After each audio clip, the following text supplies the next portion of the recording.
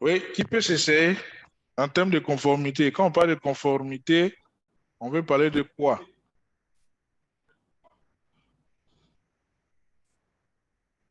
Moi, je n'ai pas vraiment d'idée. Hein. Conformité, conforme à la loi. Ça vous donne une idée au moins. Donc, quand on parle de conformité, ça veut dire qu'il y a il y a des règlements, sinon des procédures qui sont en vigueur, auxquelles on doit se conformer. Je ne sais pas si vous voyez. Donc, la gouvernance et la conformité ici font référence à comment vous, en tant qu'administrateur agir, vous devez organiser l'administration de votre tenant ou bien de votre infrastructure Azure pour ne pas que n'importe qui fasse n'importe quoi et n'importe comment. Je ne sais pas si vous me suivez. Par exemple, dans nos infra on-premise, quand on prend VMware, par exemple, vous faites beaucoup attention quand vous créez les VM. On évite de donner ou bien de créer des VM surdimensionnés qui vont occuper de l'espace ou bien consommer des ressources inutilement. Vous voyez? Par exemple, on tient compte, par exemple, des ressources processeurs, des machines, par exemple, ou bien des serveurs d'un cluster, des nœuds d'un cluster, de la capacité RAM, de l'espace. Donc, on essaie de regarder tout ça de près quand on est en train de travailler sur notre vCenter, par exemple. Je donne l'exemple de VMware. C'est la même chose dans Azure. Donc, quand vous créez votre tenant là, c'est pas parce que c'est dans Azure que c'est illimité que vous aussi, vous allez travailler comme si on vous a jeté dans l'eau et puis voilà, vous êtes libre comme un poisson dans l'eau, vous faites ce que vous voulez. Non, dans Azure, ça ne marche pas comme ça. Si vous vous comportez comme ça, la conséquence, c'est net. Hein? Donc, voilà, on vous donne votre petit papier et puis vous rentrez à la maison. Voilà. Parce que si vous vous comportez comme ça, la facture sera très, je ne dirais pas très salée parce que très salée même, on peut laver. Ce sera catastrophique. Voilà, par exemple, vous créez des ressources qui vont servir quelques heures, après ce n'est plus utilisé, il n'y a pas de suivi, ou bien un IT peut s'élever, il peut créer une VM à des dimensions. Non.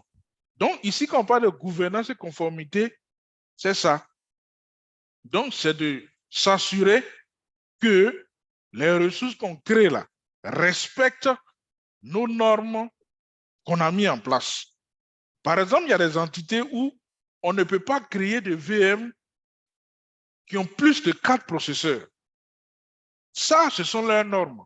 Donc, normalement, quand c'est, je peux dire, coercitif, vous parlez un peu comme les juristes, quand tu veux même créer une VM et que tu donnes à cette VM, par exemple, 6 ou 8 processeurs, tu as une alerte, un message rouge qui vous dire non, la valeur que vous avez choisie là n'est pas acceptée ou bien n'est pas conforme, n'est pas supportée.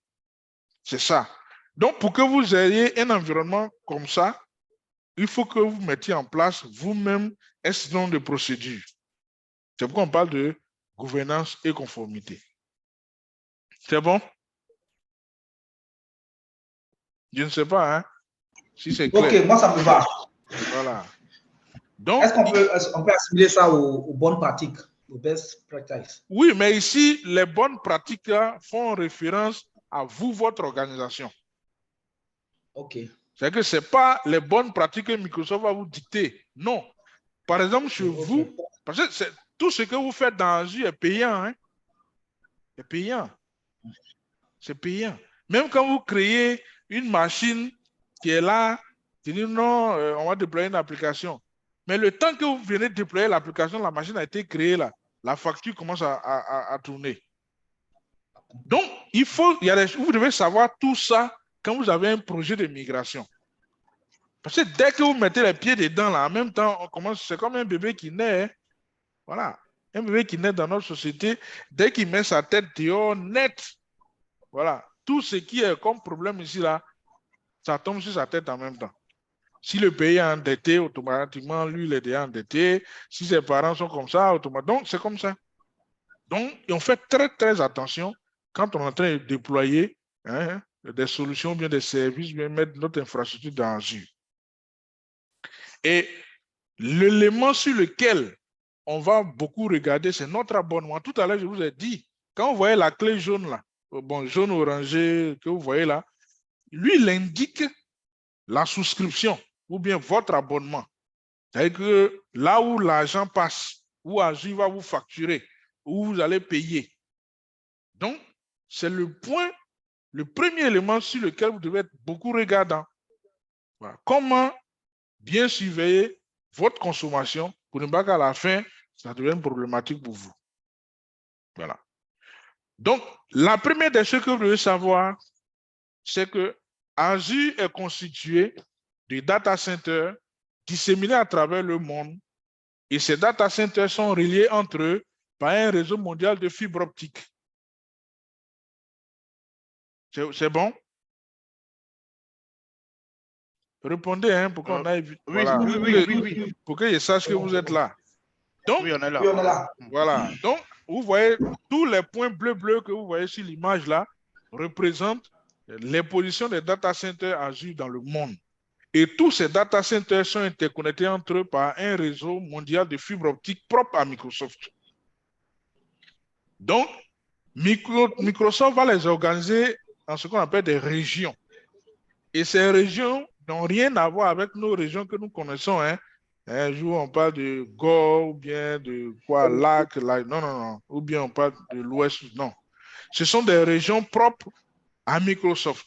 Donc, chez Microsoft, quand on parle d'une région, c'est un regroupement de data centers dans un environnement géographique bien donné. Donc, par exemple, si je prends sur la carte de l'Afrique, on voit qu'on a 2 points bleus en bas, en Afrique du Sud. On a Johannesburg et puis Durban.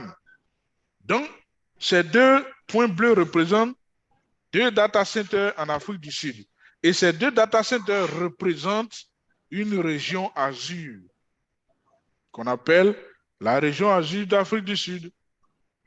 Quand tu prends par exemple les États-Unis, on en a plein. Il y en a de l'ouest à l'est et au sud, au nord. Et Azure les regroupe par maximum 3 data centers. Donc, un pays ou bien une zone où on a un seul data center, il peut être considéré comme une région Azure. Où il y a 2, c'est aussi une zone, une région Azure. Où il y a par exemple 3 maximum, ça représente une région pleinement, je peux dire, constituée. C'est ça qu'on appelle une région. C'est bon? Retenez très bien cette expression de région Azure, parce que dans la suite, on aura beaucoup recours à cela. Il y a je vous dirai par exemple qu'il y a beaucoup de services Azure qui sont des services régionaux. Et automatiquement, ça va vous revenir en tête que une région, c'est un regroupement d'au moins 1, 2, au maximum 3 data centers dans un emplacement géographique. C'est bon? Et c'est fait comme ça pour assurer la sécurité à un très haut niveau. Parce que la sécurité déjà va commencer par le type d'équipement qu'ils vont utiliser dans les data centers. Et puis notez que chaque data center physique est subdivisé en 2 data centers virtuels. Je ne sais pas si on se comprend. C'est-à-dire? Donc, voilà. Merci de la question. Tu prends ta chambre, une chambre où on dort là. Donc, tu as les 4 murs. Ça fait le data center physique. Maintenant, quand tu rentres là, dans la configuration des équipements, avec le networking, le storage et puis computing, on fait des tests sorte que ce ne soit pas un tout, mais qu'il y ait 2 entités dedans. C'est-à-dire qu'à l'intérieur, oui? Je veux savoir c'est à quelle fin? C'est pour la sécurité. On va voir. La haute disponibilité. Merci. Donc, ça veut dire qu'à l'intérieur même du data center, il y a déjà la haute disponibilité. On a déjà 2 zones virtuelles pour la haute disponibilité au niveau du data center. Mais cela n'empêche qu'au niveau des équipements, des serveurs, tout ça, il y a aussi des solutions de haute disponibilité, de clustering, les load balancing, tout ça, qui sont mis en place. C'est bon? Oui, c'est bon. Voilà. C'est Et bon. puis, ce que Azure fait aussi, Azure fait en sorte que pour une région bien donnée, il y a une autre région on appelle région paire. Tout ça aussi, c'est pour la sécurité. Donc, par exemple, si vous êtes aux États-Unis, dans une région à l'est, Azure va vous dire que, par exemple, à l'ouest, voici la région Azure qui est la région paire à votre région qui est à l'est. De sorte à ce qu'en fait, c'est fait de sorte à ce que s'il y a un problème à l'intérieur du data center, vos données soient toujours en sécurité. S'il y a un problème dans la région, vos données soient toujours en sécurité. S'il y a un problème dans les 3 data centers qui représentent une région, pour que la région paire puisse toujours vous permettre d'accéder à vos données ou bien à vos services. Donc, c'est pourquoi j'ai parlé d'un niveau de sécurité un peu plus élevé. Donc, la sécurité commence du plus bas niveau jusqu'au niveau des data centers et même entre les régions. Je ne sais pas si vous comprenez. Oh oui, c'est bon. Voilà. C'est très important de comprendre ça. Donc, aujourd'hui, où nous sommes, Microsoft a en moyenne 60 régions. Bon, quand on dit 60 régions, c'est des regroupements de data centers. Donc, si on prend une moyenne de 2 par data center, ça veut dire qu'on a au moins, par région, on a au moins autour de 120, voire 130 data centers dans le monde. Et je vous informe que Microsoft est le premier en termes d'investissement et d'implantation de data centers dans le monde. Voilà. Bon, Amazon et tout ça, c'est vrai, ils ont des data centers, mais Microsoft est encore plus costaud en termes d'investissement et d'implantation des data centers. Et la taille des data centers, ce ne sont pas nos salles de 30 mètres carrés qu'on a là. Hein. Oui, oui, oui, oui, oui. Un data center, c'est au moins, je peux dire 100 mètres sur 250 mètres ou bien peut-être 100 mètres sur 300 mètres, comme ça. Vous voyez les grands entrepôts, voilà. Vous avez vu le jour où ils ont montré à la télé l'entrepôt de quoi, d'Amazon ou bien quoi qui a pris feu là. Vous avez vu la taille. C'est à peu près ces genres de dimensions là. Un data center physique. Donc, du moins, vous voyez le stade Félix Houphouët-Boigny comme ça. Vous avez un comme ça qui représente un data center. Donc, si vous devez avoir 3 dans la même région, vous voyez l'investissement qui est fait. C'est beaucoup d'argent. Beaucoup d'argent et beaucoup de technologies aussi, voilà, qui sont utilisées. Donc, prions Dieu que, comme nos frères musulmans le disent, Inch'Allah, si Dieu le veut, qu'au moins on ait un dans la région d'Afrique de l'Ouest. Parce que quand vous regardez la carte là, tout est vide. Si ce n'est pas en Afrique du Sud. C'est honteux, hein? C'est vraiment honteux. Mais bon, c'est pas grave.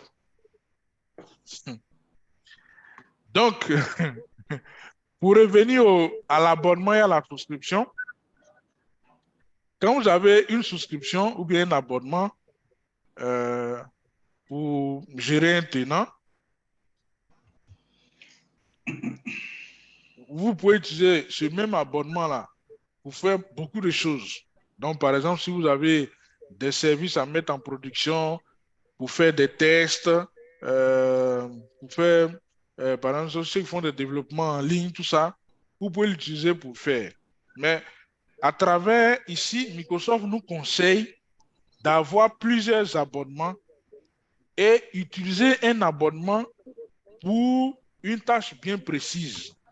Par exemple, on a un abonnement pour tout ce qui est critique, c'est-à-dire toutes nos applications qui sont en production. Parce que là-bas, on sait que si notre compte est vide, tous les services vont s'arrêter, donc on sera en danger. Donc, on doit s'assurer que cet abonnement, il y a toujours l'argent là-bas. Ou bien, pour cet abonnement, au lieu de fonctionner en prépayé, on va fonctionner, par exemple, sur contrat enterprise. C'est un exemple que je donne. Maintenant, pour les autres abonnements, par exemple, pour les gars qui font le développement, pour les tests, tout ça, on peut avoir un abonnement où on peut leur dire, bon, vous avez un crédit de, par exemple, $200 par mois pour faire vos tests. Donc, à eux de se débrouiller pour que les $200 suffisent. Et vous voyez très bien que la manière c'est séparé là. S'ils font n'importe quoi, que les $200 finissent en une journée, ça c'est le problème. Mais au moins, on est sûr que notre partie production est à part et ça continue de fonctionner. Donc, c'est aussi le conseil que Microsoft donne ici. L'autre chose que vous devez retenir, c'est que avec votre compte administrateur Azure, vous pouvez intervenir, sinon gérer plusieurs abonnements. Tout à l'heure, on a vu ce que c'est que le tenant. C'est ça, non? Oui. Voilà. Et j'ai dit le tenant, c'est une instance de Azure AD. Ce que vous devez retenir ici, c'est que un tenant, pour un tenant, on peut avoir plusieurs abonnements.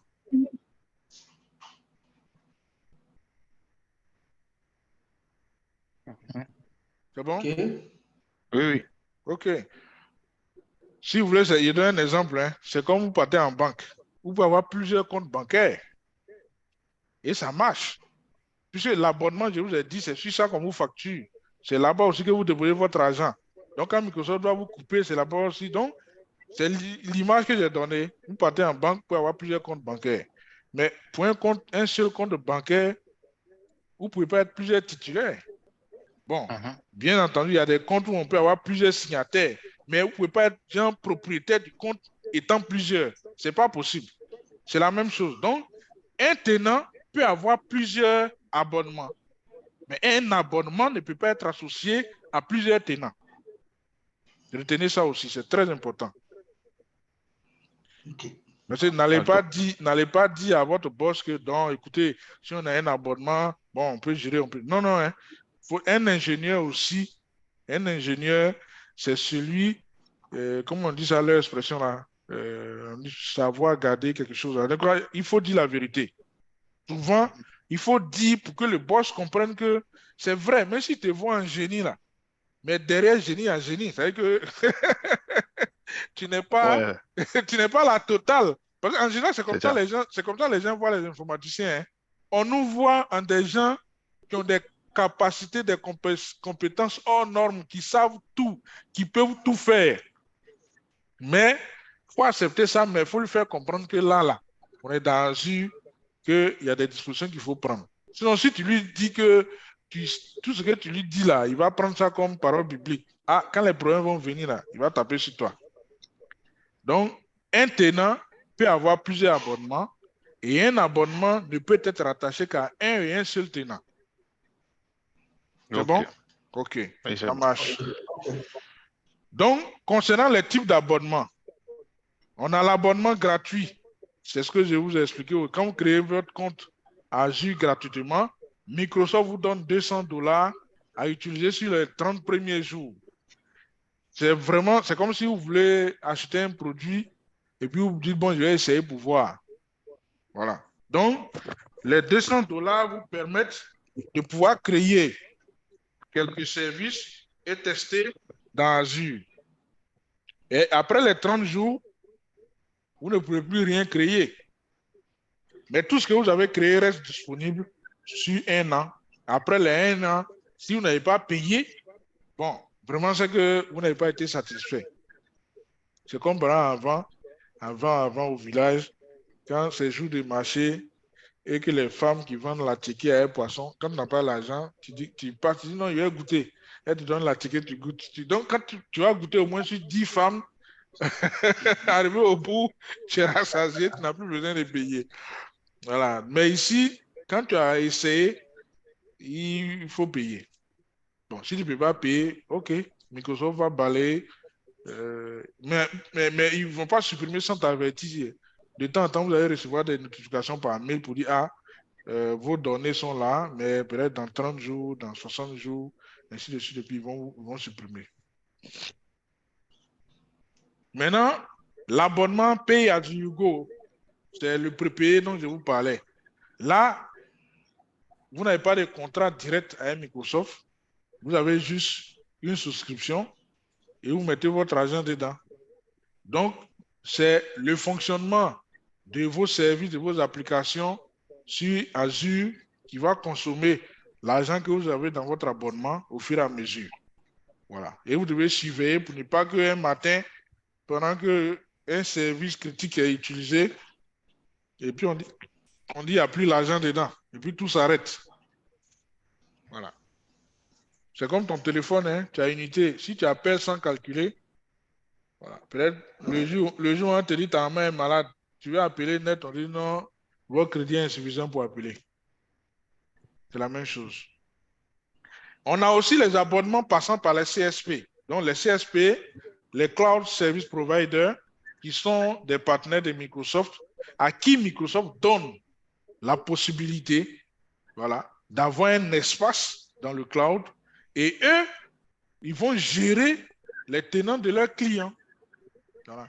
Donc nous, par exemple, si nous sommes CSP, si un client vient nous voir pour dire, bon, nous, on veut des services Azure, on leur crée un tenant à travers notre espace de CSP. Donc, c'est nous qui leur vendons les licences. C'est nous qui leur vendons tout ça. Et puis, nous, on est facturé par Microsoft, on paye chez Microsoft et puis, bon, on garde les bénéfices. C'est comme ça que ça marche. Donc, en général, ce sera utilisé par les petites entreprises qui n'ont pas de moyens pour recruter un ingénieur ou être un administrateur chez eux. Parce que, bon, un ingénieur aujourd'hui, c'est, comme je l'ai dit, c'est pas rien. Hein. Si tu dois payer un gars 1 million, 1,5 million par mois pour administrer juste, par exemple, ton tenant 365, bon, mieux vaut confier ça à un CSP à qui tu vas payer, par exemple, $100 par mois, ça te revient moins cher. Voilà. Et puis, il y a les abonnements Enterprise. Ça, c'est les grosses boîtes. Voilà. Les grosses entreprises qui ont des contrats Enterprise avec Microsoft. C'est-à-dire que ceux-là, Microsoft ne leur dit pas, bon, tu as besoin de combien de licences, tu as besoin... Non, non. Eux, Microsoft dit, bon, écoutez, vous utilisez, et puis, de manière semi-annuelle, on va envoyer des gars chez vous, on va faire un point, et puis on vous sort la facture. Voilà. Ça c'est en général, c'est les gouvernements. Il y a les CSP aussi qui sont dans les contrats Enterprise avec Microsoft. Il y a aussi les entreprises hein, comme la CIE, les Bolloré, les, je sais pas moi, les MSC.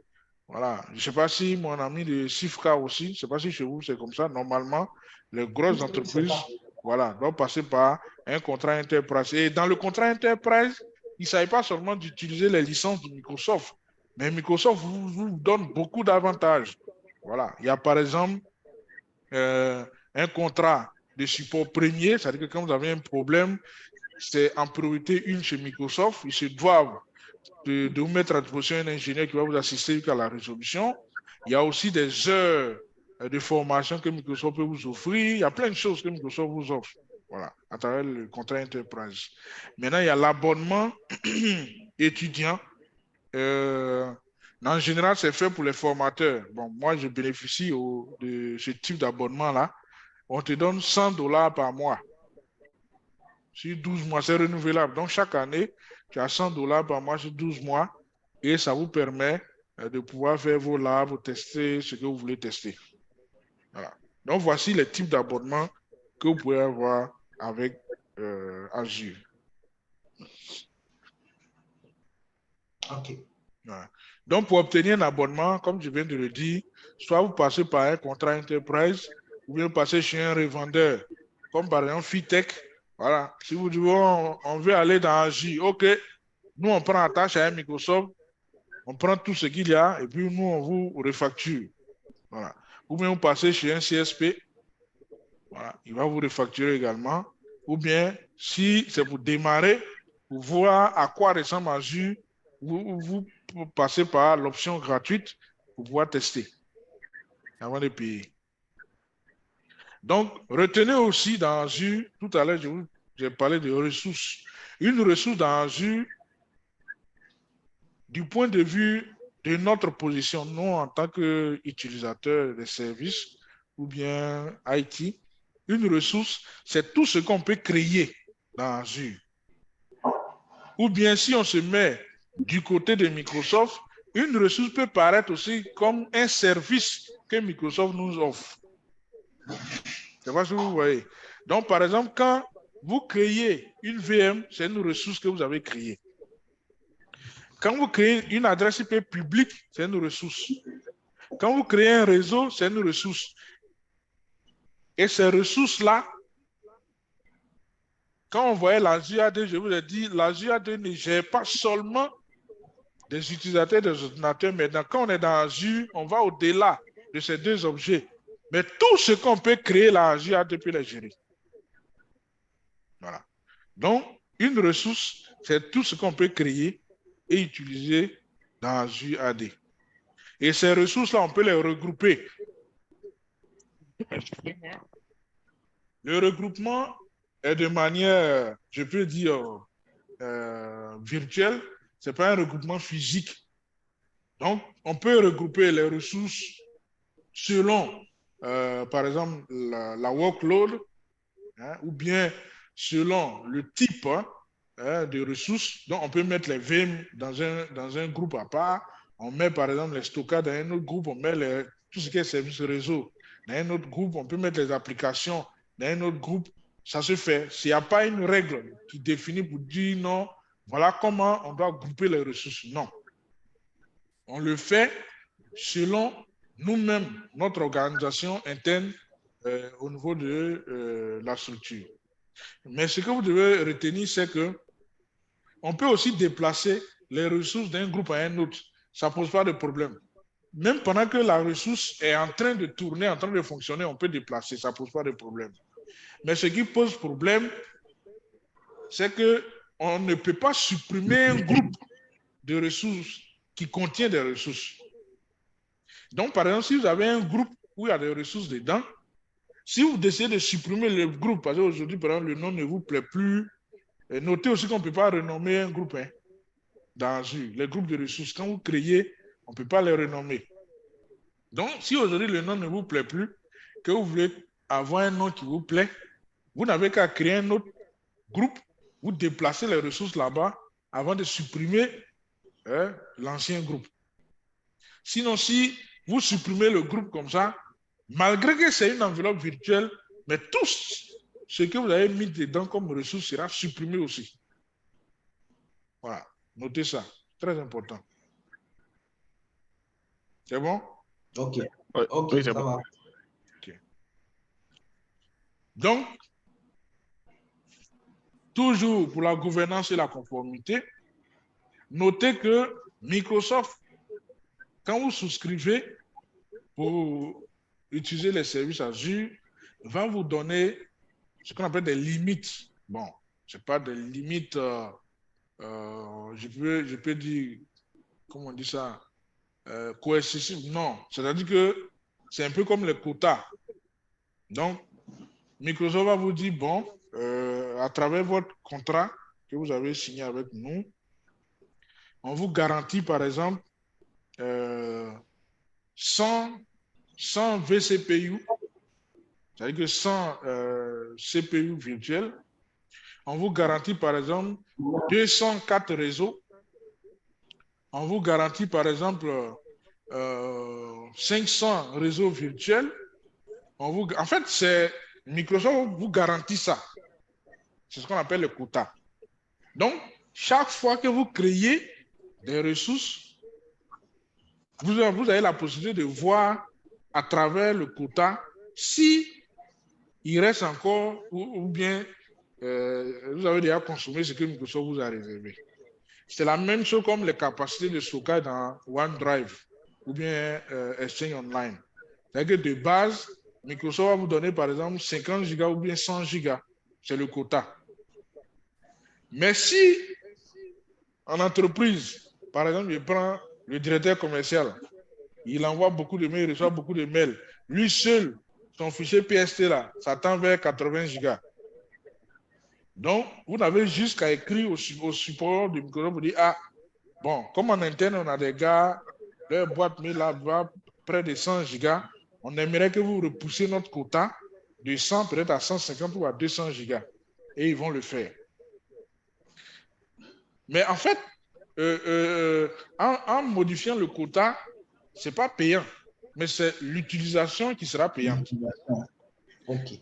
Donc, par exemple, si Microsoft, au départ, vous a garanti, par exemple, 100 vCPU, et que vous demandez à ce que Microsoft augmente jusqu'à, par exemple, 500, il n'y a pas de problème. C'est juste un script qu'ils vont taper. Un ingénieur là-bas va juste modifier, mettre à 500. Mais c'est quand tu vas consommer dans les 500 là que Microsoft va te facturer. C'est ce que ça veut dire. C'est bon? Oui, c'est bon. Voilà. Merci. Oui, c'est bon. Maintenant, bon, hiérarchie de ressources. On a vu les groupes, les unités administratives qui nous permettent de pouvoir gérer notre, ou bien administrer notre tenant pour faciliter, par exemple, les délégations de droits au niveau de la JAD. Donc, au lieu que si vous êtes tous des IT, vous avez 5 IT chez vous et qu'on doit chaque fois vous donner des droits sur tel, au lieu de le faire individuellement, on vous crée un groupe d'administration et puis on vous met dedans. Et chaque fois qu'on a des délégations à faire, on le fait sur ce groupe-là. Voilà.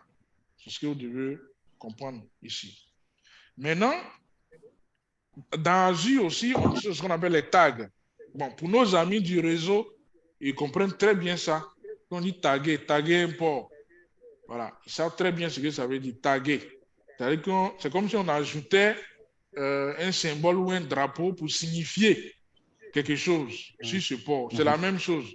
Donc ici, quand on crée une ressource, on peut ajouter à la ressource un tag qui est comme une étiquette. Donc, tout à l'heure, je vous parlais par exemple des groupes de sécurité où l'assignation peut être automatique. Si vous vous rappelez, c'est la même. Donc, on peut utiliser par exemple une partie ou bien un élément des attributs pour pouvoir faire par exemple l'assignation automatique, ou bien on peut utiliser l'étiquette, le tag. Voilà. Cela veut dire aussi que lors de la création de la ressource, tu as aussi renseigné le tag. Voilà. Si tu n'as pas renseigné, bon, si après tu crées une règle là-bas qui doit s'appuyer sur le tag, mais chaque fois que la règle va tourner, la règle ne verra rien, puisque tu n'as pas créé les tags lorsque tu crées tes ressources. Voilà. OK. Maintenant, pour mieux gérer les coûts, tout à l'heure, je vous ai dit, à Azure, là, quand tu mets les pieds dans Azure, c'est comme un enfant qui sort la tête du ventre de sa maman. Dès que tu mets tes pieds nets, l'argent commence à tomber sur toi. Bon, non, hein, pas l'argent tombe sur toi, comme si on était travailler sur toi. Non, mais si tu veux, c'est comme si c'est des dettes qui t'attendaient, en fait, que tu dois payer. C'est la même chose. Donc, une fois que tu es dans Azure, ça commence à consommer. C'est comme tu as ton compteur d'électricité. Dès qu'on met dans ta maison, là, tu as mis un poulot, tu n'as pas mis un poulot. Ils ont déjà des frais basiques qui sont déjà là. Ils appellent ça frais d'entretien ou bien quelque chose comme ça, que tu dois payer forcément. C'est la même chose. Donc, pour amoindrir les coûts, pour économiser, Microsoft nous conseille de bien regarder, de bien choisir les régions où on va mettre nos services. Parce que figurez-vous, le même service ou bien le même objet, la même ressource, d'une région à une autre, les prix diffèrent. C'est ce qui est un peu le truc chez Microsoft.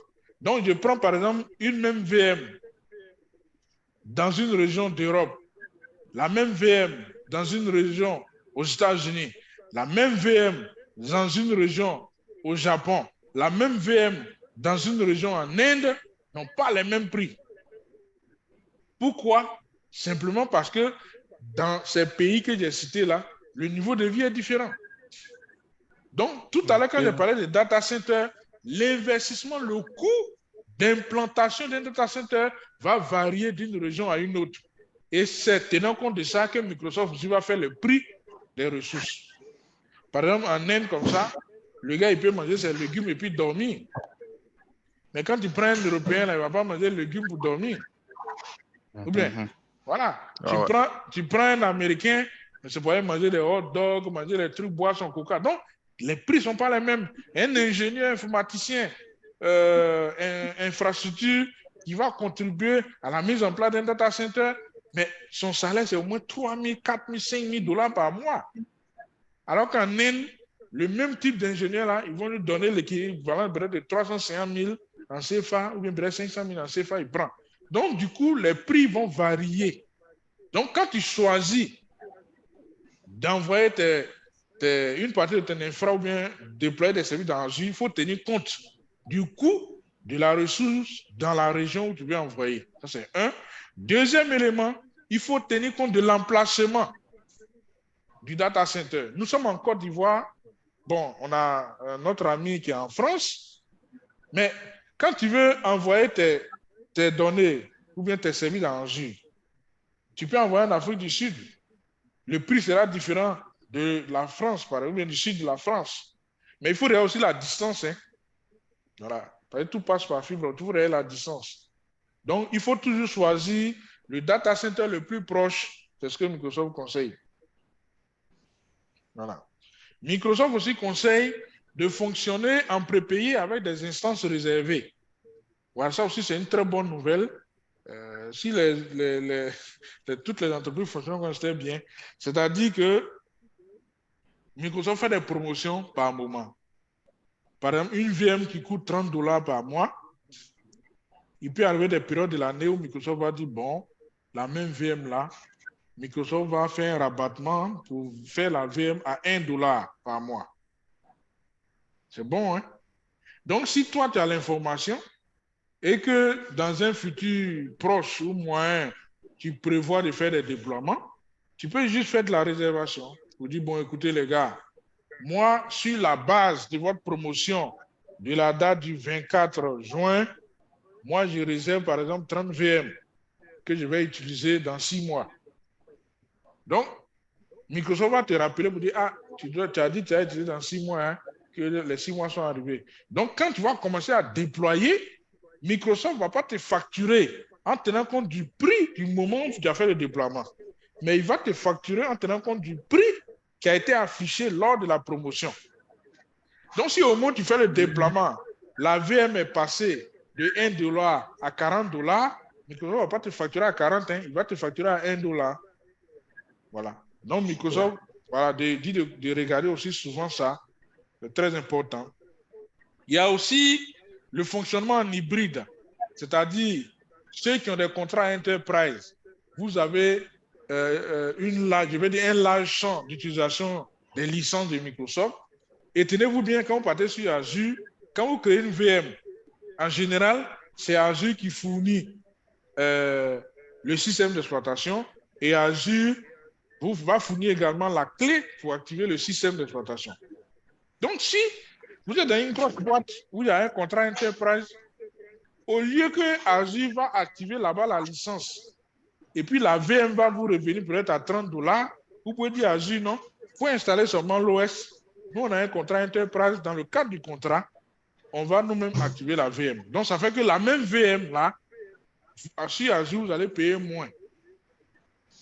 Voilà. Ça aussi, c'est très important. Mais ce n'est pas seulement pour ceux qui sont en enterprise. Si vous disposez des licences Windows, vous pouvez les utiliser dans Azure. Ça marche. Voilà. C'est bon? Oui, c'est bon. Et comme je l'ai dit tout à l'heure, pour éviter que vous ayez des services budgétivores entre griffes, c'est-à-dire que des services qui vont bouffer votre abonnement, vous devez créer ce qu'on appelle un budget. Le budget, c'est une forme d'alerte. C'est-à-dire que tu peux dire, bon, si le top management vous accorde un budget de $1000 par mois, tu peux dire, bon, je fais un quota de, par exemple, $850. Pour avoir une marge de $150, hein, par exemple, on ne sait jamais. Parce qu'on sait très bien qu'en entreprise, quand tu engages, je ne dis pas engager, dépense, c'est-à-dire que quand tu fais une demande pour que ce soit validé pour qu'on décaisse là, généralement, ce n'est pas à la seconde, hein, ou bien même dans 24 heures. Ça doit passer, lui là-bas, signer, il va demander explication pourquoi ils vont se réunir. Jusqu'à ce que ce soit validé, il faut que tu aies une marge. Donc, le quota, si tu as mis à $850, quand tu vas atteindre, par exemple, 70%, 75% des 850, tu vas recevoir une alerte pour dire, ah, cher administrateur, le quota, le budget que tu as mis à $850, là, tu as 75%. Donc, déjà, ça te dit que tu as 75% d'utilisation des $850 et donc il te reste 25% des 850 $, plus les 150 $ de plus que tu n'as pas touché. Donc, ça te donne vraiment de la marge pour pouvoir alerter le top management, pour renouveler ton budget, ainsi de suite. Voilà. Donc, voici un peu quelques recommandations de Microsoft pour pouvoir bien gérer son abonnement Azure. C'est bon? Ah, oui, c'est bon. OK. Donc, Oui, ça me va. OK. Pour toujours aller dans la gestion des conformités, il faut noter que Azure va nous mettre en place ce qu'on appelle des policies. Les policies qui sont des règles, hein, des règles qu'on va créer qui vont nous permettre de pouvoir bien surveiller le fonctionnement de notre environnement. Voilà. Donc, Azure Policy va nous permettre de créer, d'affecter et de gérer aussi nos stratégies. Donc, si vous vous rappelez, je l'ai dit, on est conforme par rapport à quelque chose. Je ne sais pas si vous me suivez. Donc ici, on sera conforme aux stratégies qu'on va définir. Donc si par exemple la stratégie dit que chez nous là, on ne peut pas créer par exemple plus de 2 subnets dans un réseau. Ça, c'est une stratégie. Et on doit être conforme à cette stratégie-là. Donc, ça veut dire que on va faire de telle sorte plutôt que personne ne puisse aller ou bien enfreindre à cette loi-là, ou bien à ce règlement-là. Donc, on crée la stratégie, on va pouvoir l'affecter à des ressources ou bien à un scope bien défini. Et puis, ensuite, on va voir si tout ce qu'on a comme ressource qui a été créé est conforme à notre stratégie. Voilà. Donc, voilà un peu l'objectif des stratégies. Toujours dans la même ligne droite de la gouvernance et de la conformité. C'est bon? D'accord. Voilà. Donc, voilà comment ça marche. Les stratégies, en général, sont en fichier JSON. Je ne sais pas qui connaît cet environnement. Oui, moi, ça va. Vous connaissez JSON? Oui. C'est quoi? Oui.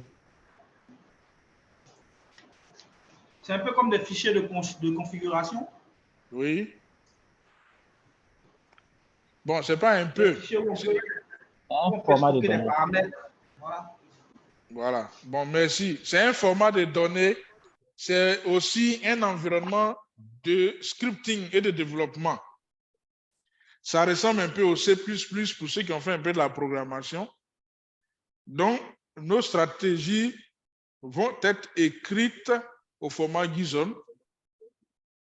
Ensuite, on va définir, sinon créer les définitions d'initiatives.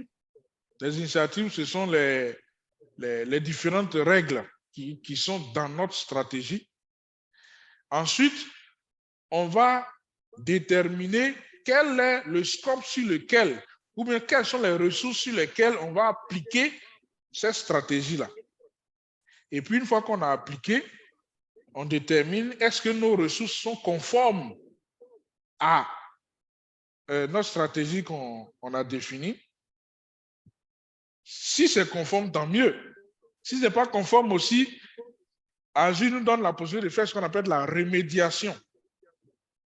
La remédiation peut être manuelle ou automatique.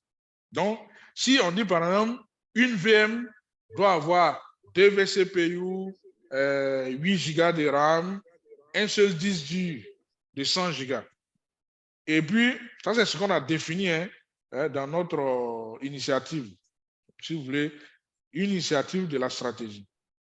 Et quand on applique, cette stratégie va rencontrer par exemple une VM qui a, au lieu de 2 vCPU, va avoir par exemple 6 vCPU, au lieu de 8 Go de RAM, va avoir 32 Go, et au lieu de par exemple un seul disque dur de 100 Go, va avoir par exemple 2 disques durs. Dans ce cas, cette VM est non conforme. Je ne sais pas si vous comprenez. Oh oui. Voilà, Bien. cette VM est non conforme à notre stratégie. Et dans ce cas, Azure nous donne la possibilité de rectifier le tir.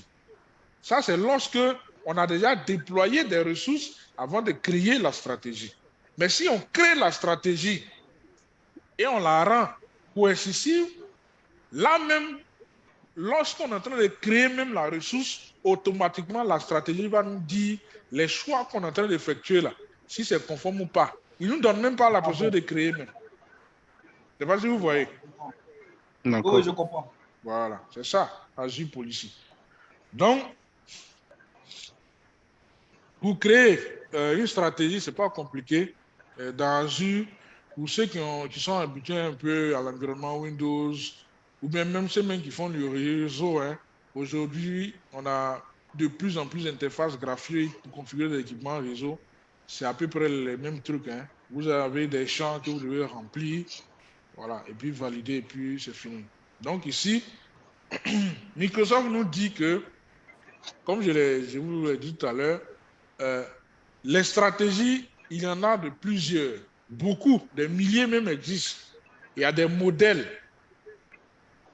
Comme on sait très bien que beaucoup de personnes ne maîtrisent pas le format JSON, Microsoft nous conseille d'aller par exemple sur GitHub.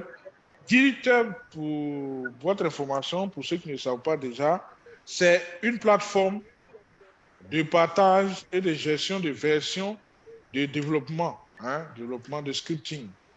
Donc avant, c'était une plateforme de l'environnement libre, mais elle a été rachetée par Microsoft et Microsoft a toujours gardé le statut libre. Donc, vous pouvez aller sur GitHub, vous créez un compte et tout ce dont vous avez besoin, je dis bien tout, bon, à part par exemple aller fabriquer une bombe par exemple, hein, voilà, faut rire. Donc, tout ce dont vous avez besoin en termes d'informatique, bien sûr. Bon, si vous voulez, c'est un peu comme un petit ChatGPT. En fait, ChatGPT se base un peu, est connecté à GitHub aussi. Voilà, il y a des questions, quand il pose à ChatGPT, il va aller puiser dans GitHub pour venir te répondre. Donc, sur GitHub, il y a des administrateurs confirmés qui sont là et vous pouvez poser toutes les questions que vous voulez. Vous pouvez chercher tout ce que vous voulez. Donc, vous pouvez dire, bon, je veux, par exemple, une stratégie Azure en JSON qui permet de baliser, par exemple, la création des VM. Voilà. Et vous aurez plusieurs réponses. Vous prenez, c'est des modèles. Hein. Vous prenez, ils vont vous dire, quand tu prends la stratégie au format JSON, voici les endroits du fichier que vous devez modifier pour adapter à votre environnement. Et puis vous appliquez, ça marche. Voilà. C'est un peu ça. C'est un peu comme ça que ça marche. Donc, comme vous-même, vous n'allez pas pouvoir créer, allez-y, utilisez les modèles. C'est important. C'est bon? Oui, oui. Voilà. Donc, une fois que vous avez pris un modèle, vous l'avez adapté et que vous l'appliquez, tout à l'heure, je vous donnais l'exemple, hein, on applique et quand ce n'est pas conforme.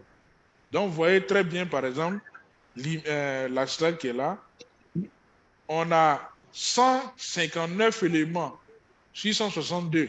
Donc, on a 98% de conformité. Et donc, on a combien de pourcents? 2% non conformes. Voilà. Donc, on peut voir les détails et puis aller faire la remédiation.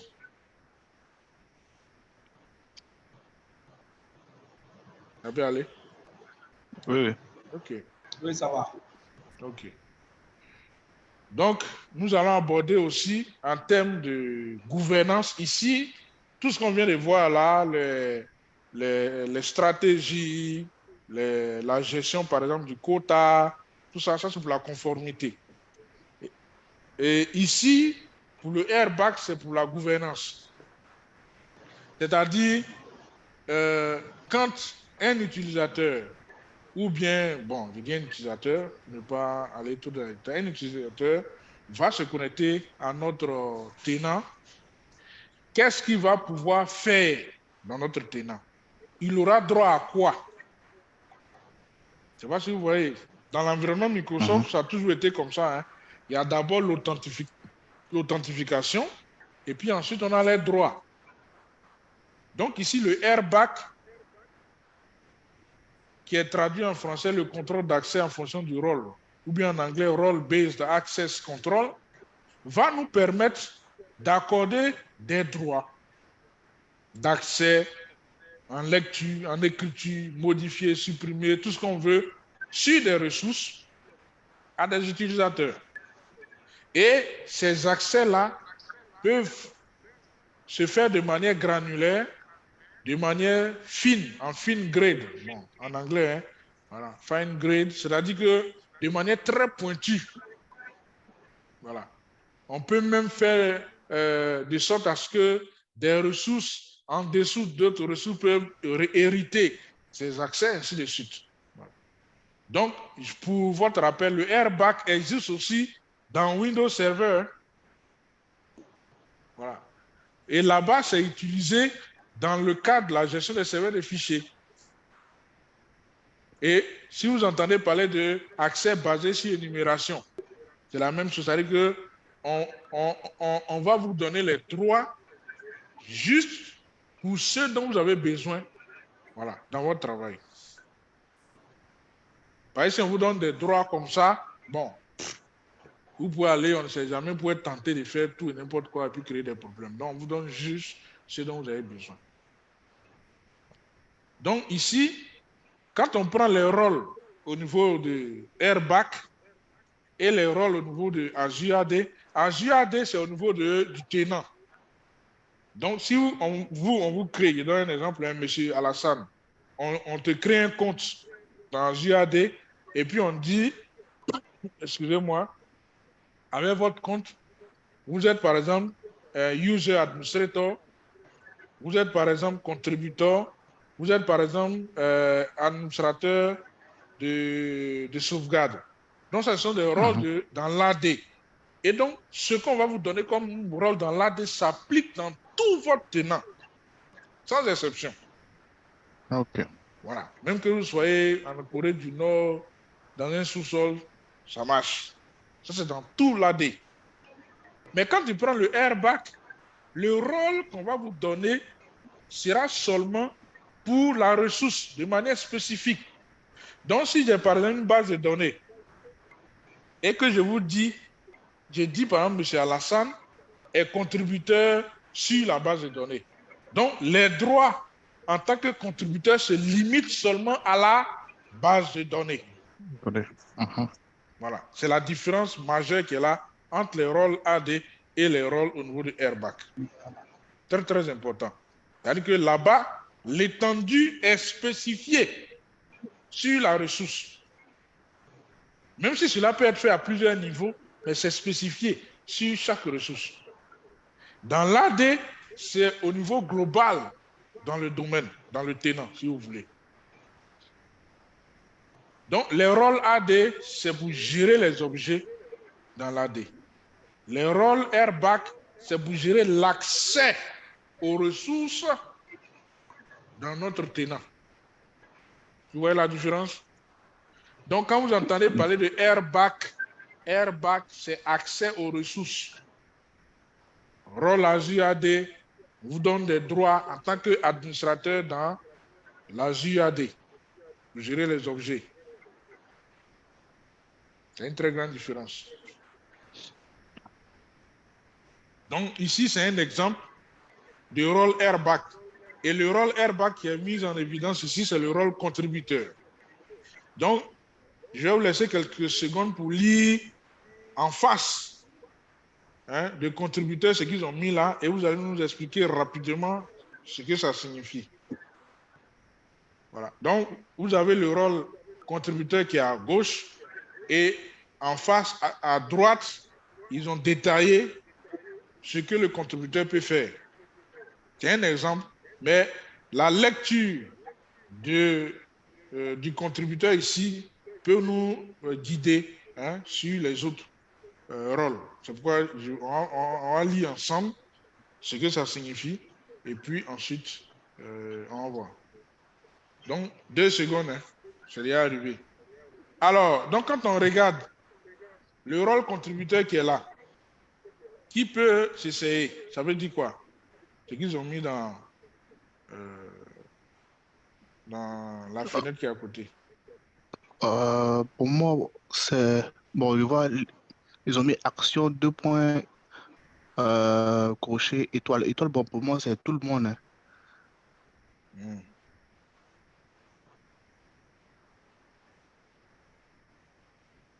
Bon, qui d'autre? On a différentes autorisations sur les droits. Je vois par exemple autorisation / étoile soit delete. Bon, je me dis que ce compte-là, ce rôle-là permet de tout effacer. Et de pouvoir de tout supprimer. Il a un droit en suppression, en écriture. Et puis, je vois autorisation et delete access. Regardez bien les crochets. Hein. Regardez bien les crochets. Il y a un crochet qui est ouvert et un crochet qui est fermé pour chaque partie. Donc, actions, il y a un crochet qui est ouvert, il y a un crochet qui est fermé. Oui. Not action, il y a un crochet qui est ouvert, il y a un crochet qui est fermé. Ok. Donc, c'est un peu comme ça. Donc, regardez et puis dites-moi. Donc en fait, il n'a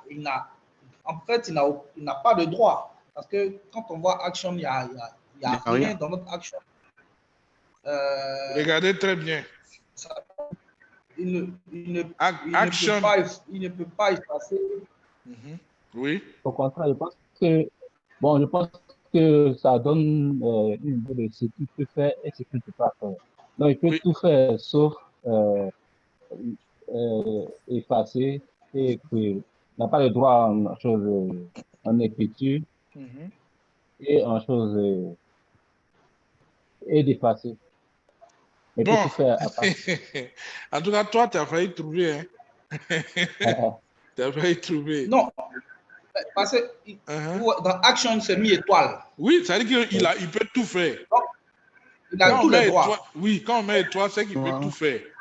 Il peut tout faire. Non, maintenant, notre action, on dit, il ne peut rien effacer. C'est quoi il ne peut pas effacer?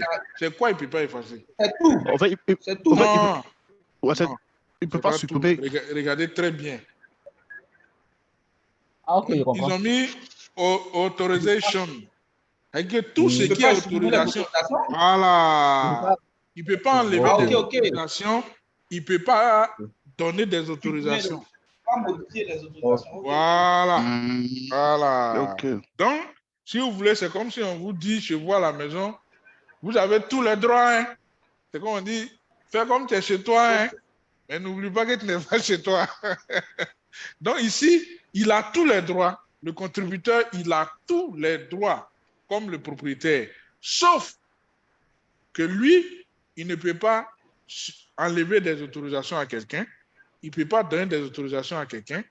Il ne peut pas même modifier les autorisations de quelqu'un. C'est tout.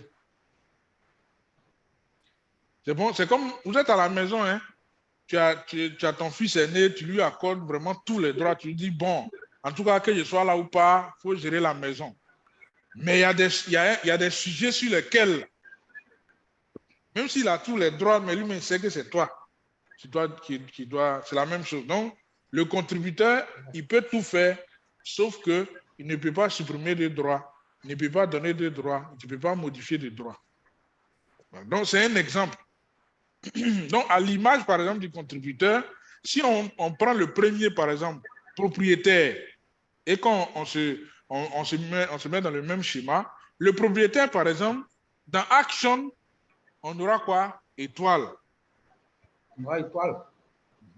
Et puis, No Action, on n'aura rien. On n'aura rien. Oui, le propriétaire, sur une ressource, il a tous les droits. Rien ne lui est interdit. Tout à fait. Voilà. Et puis, prenons le troisième, lecteur. Le lecteur, comme action, il aura quoi? Read. Seulement. Comme action, non, il n'a rien. Non, action, il aura read seulement. Lecteur. Là. Un droit à lecture. Voilà. Et puis, no action, il n'y a rien. C'est-à-dire qu'il a seulement que des droits pour lire, c'est tout. Voilà. Merci si on s'est compris. Donc, voilà comment le rôle airbag est créé et affecté. Donc, on crée, on crée ou bien on choisit ce qu'on appelle le principal de sécurité. Le principal de sécurité, c'est celui qui a besoin de droits. Donc, par exemple, ici, si on prend un utilisateur, il devient le principal de sécurité. C'est-à-dire que c'est lui qui a besoin de droits airbag ou bien du rôle airbag pour accéder à des ressources. Si on prend un groupe d'utilisateurs, le groupe devient ici le principal de sécurité qui a besoin du rôle pour accéder aux ressources. Ou bien, le principal de sécurité peut être un service. Voilà, ça peut être une application ou bien même une VM qui a besoin de droits pour accéder à quelque chose. Parce que souvent, il y a des VM qui accèdent à des bases de données. Donc, le principal de sécurité désigne tout ce qui, ça peut être un utilisateur ou bien une ressource quelconque qui a besoin de droits pour accéder à une ressource. Donc, première étape, on définit le rôle. Le point 2, comme on a vu tout à l'heure. Donc, ici, déjà, vous comprenez déjà quand on dit propriétaire, ce que ça veut dire, contributeur, ce que ça veut dire, lecteur, ce que ça veut dire. Et ce rôle-là, on l'attribue au principal de sécurité.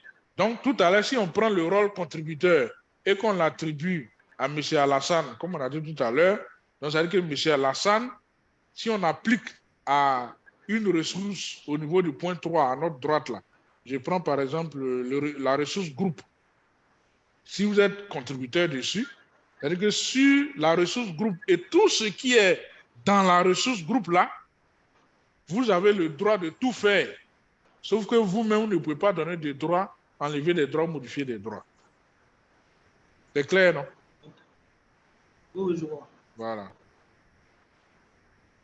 Donc, comme je vous l'ai expliqué dans le tableau précédent, au niveau du positionnement des rôles, les rôles Active Directory à JAD sont en haut en termes de hiérarchie et les rôles airbag sont en dessous parce que les rôles airbag, c'est juste pour gérer les accès aux ressources, alors que les rôles AD, à JAD sont des rôles dans le tenant global. Voilà. OK. Voilà. Donc, pour ce cours, vous avez 3 labs. Un lab pour gérer les abonnements et puis le airbag. Un lab pour gérer la gouvernance avec Agile Policy. Et puis un lab pour gérer les ressources avec le portail Azure. Merci pour votre patience. Je suis disponible si vous avez des questions. Moi, je veux savoir, les labs là sont sous forme d'exercices? Oui. OK, j'ai compris. Attends. Oui, quand tu dis sous forme d'exercice, en fait, si tu es déjà connecté au lab, hein, tu es une fois connecté. Oui, je me suis connecté au portail, mais je ne suis pas entré dans les labs. J'ai vu les différents labs qui étaient là. Mais... OK.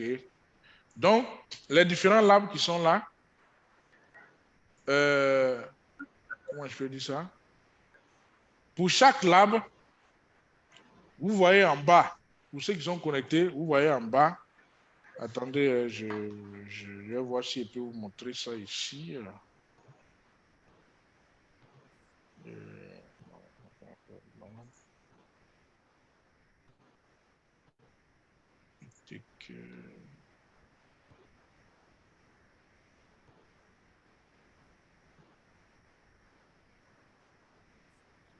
Pour chaque lab, vous avez 10 tentatives. 10 tentatives. Donc, les 10 tentatives là, même si on dit au bout de 10 fois, comment tu vas maîtriser? Et puis, le lab est guidé. Voilà, donc, il y a, quand vous commencez, vous avez l'objectif de chaque lab. Et puis, comment on appelle? Voilà, bon, je vais vous présenter ce que moi j'ai ici rapidement.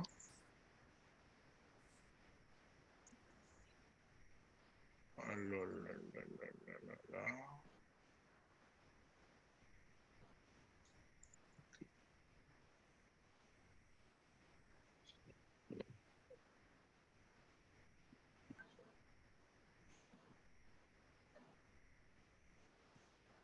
Vous voyez mon écran? Oui, oui. Voilà. Donc, par exemple, le Lab 1, Manage Azure Active Directory Identity. Ça, c'est pour le premier chapitre qu'on a vu. Ok. Et quand vous partez sur le Lab, voilà, on vous donne le temps pour lequel vous avez le Lab du 2 heures. Bon, ça, c'est ma vue, hein, ce n'est pas votre vue, parce que pour vous, c'est différent. Et pour chaque Lab, on vous donne, comment je peux dire ça, 10 tentatives, comme je l'ai dit déjà. Vous avez l'objectif, vous avez le nombre d'exercices. Il y a des labs où il y a un seul exercice. Il y en a où il y a 2, 3. Et puis pour chaque exercice, vous avez des tâches. Voilà. Donc, quand vous exécutez une tâche, vous allez voir une case à cocher, vous cochez. Vous dites que vous avez exécuté la tâche. Et puis vous passez au suivant. Ainsi de suite. Quand vous arrivez à la fin, vous allez mettre end the lab. Quand vous faites end, ça veut dire que vous avez utilisé 1 sur les 10. Donc, prochainement, vous pouvez revenir, reprendre le même lab. Voilà. Ok. Ce que vous avez fait là, Azure va effacer. Il ne garde pas ça. Et prochainement, quand vous allez venir, ça sera comme si c'était un nouveau lab que vous allez faire. C'est comme ça. Donc, pour aujourd'hui, il y a le lab 1, le lab 2, le lab 3. Voilà. Ok. D'accord. Voilà.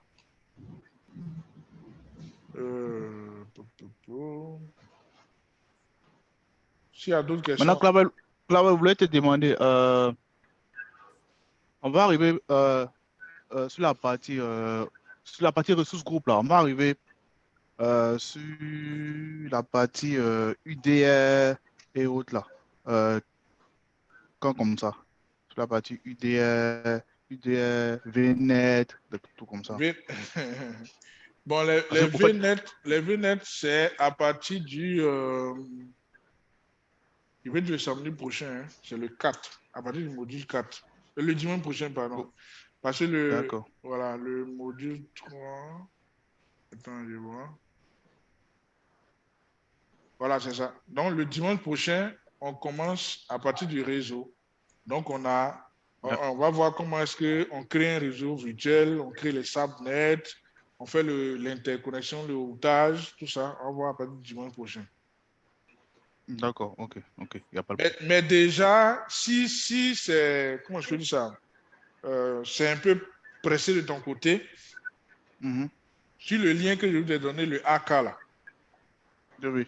voilà, tu peux aller directement, tu vas voir les différentes parties, ou bien la partie du cours qui parle de ça. Tu vas lire, D'accord. et puis au besoin, on peut se prendre sur, je peux dire sur WhatsApp ou bien même bon, sur Teams si tu veux. Et D'accord. puis, on va échanger en attendant. Ok, Si c'est d'accord. vrai, si ça urge, hein, si ça urge. D'accord, ok, il n'y a pas de problème.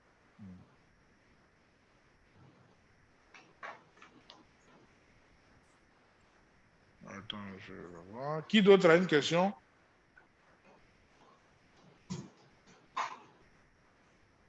Bon, moi, ça va. Hein. Moi, je vais déjà voir me connecter. S'il y a quelque chose, je vais te faire signe. D'accord. Donc, comme je vous l'ai promis, restez en ligne. Je vais partager avec vous, pour ne pas que j'oublie, hein, le document sur le AZ, 900. AZ 900. Bon, j'ai aussi partagé des prérequis, hein, sur, par exemple, l'histoire des IPv4, IPv6. pour ceux qui auraient des difficultés sur ça. Mais bon. Ok. Même si vous avez des difficultés sur le DNS, tout ça, vous me faites signe à tout directory. Avant qu'on ne passe à Azure, on avait déjà, comment je peux dire ça, Windows Server. Donc bon, j'ai tous ces documents-là qui sont là, donc il n'y a pas de problème.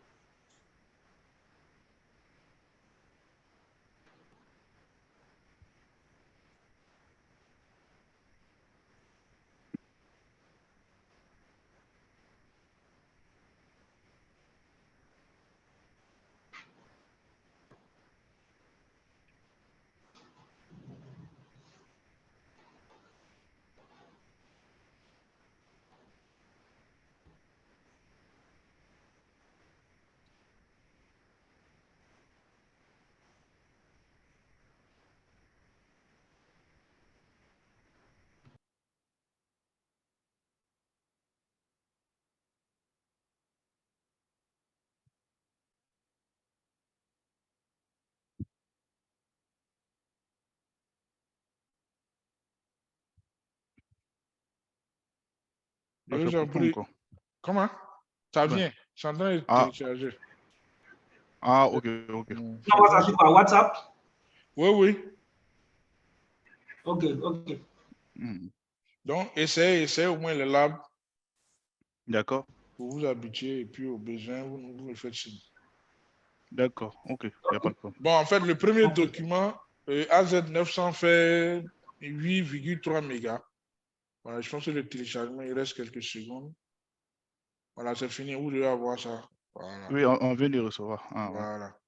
Maintenant, les deux autres qui suivent, il y a un document sur IPv4, un autre sur IPv6. Bon. S'il y a d'autres sujets sur lesquels vous avez besoin de tout, vous faites signe. S'il y a la documentation, je vais vous envoyer. Les documents, tu les envoies par WhatsApp ou bien WhatsApp, par... oui, WhatsApp. Ah, ok, je n'ai pas encore reçu. Ah bon?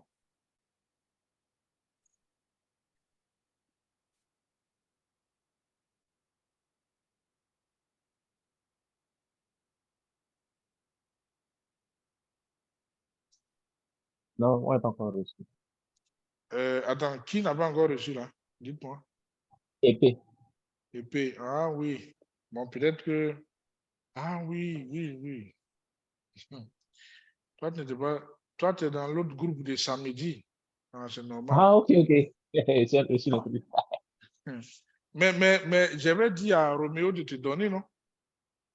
Il t'a pas donné. Ah non, non, il ne m'a pas encore donné. Bon, ok, je t'envoie alors.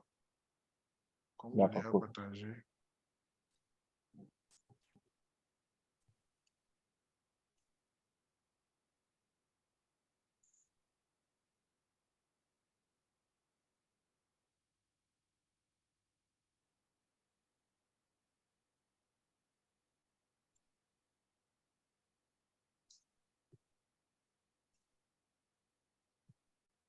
Ok, donc ce sera tout pour aujourd'hui. D'accord, Merci beaucoup. ok, Merci. merci. Passez une bonne fin d'après-midi. Ben, là, le week-end est terminé. Ah, moi ici, il fait Terminé. soir, hein, il est à 19h. Ah oui, je comprends. Tu as 2 heures de plus que nous, là. Oui, c'est Ah, ça. c'est vrai. Voilà. Il est Donc, à 19h, mais il y a le soleil encore. oui, oui, c'est la période. Ouais. Moi, une année, j'étais là, je crois, à 22 heures. 22 heures, là. Ah, mais c'est quoi? C'est à peu près le même climat que Dakar aussi. Il y a des périodes où à Dakar, tu peux avoir le soleil à 20 heures, 21 heures, 22 heures. Ah, ouais, c'est pratiquement pareil, même. Pratiquement pareil. Ok, donc merci beaucoup. D'accord, Merci de votre ok, patience. Et puis au week-end prochain. d'accord, Ok, ok, il merci n'y à a pas toi. de Donc, problème. en attendant, on a Merci, la semaine pour échanger aussi, s'il y a quelque chose. d'accord, ok, il n'y Ok, a pas ça de problème. marche.